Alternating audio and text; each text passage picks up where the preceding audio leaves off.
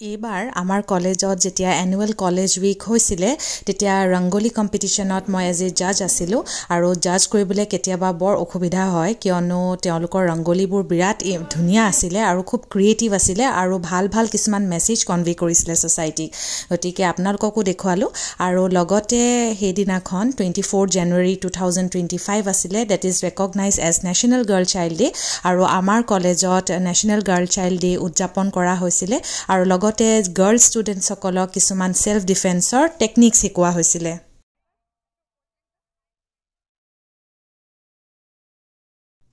and the same day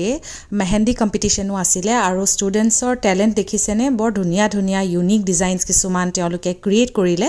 আৰু এই কম্পিটিশ্যনটো আচলতে জাজ কৰিবলৈ বৰ অসুবিধা হৈছিলে মেহেন্দি ডিজাইন ভাল পোৱাসকলে ইয়াৰ পৰা কিছুমান আইডিয়া ল'ব পাৰে আশা কৰোঁ ভিডিঅ'টো চাই ভাল পালে আজিলৈ আহিছোঁ বাই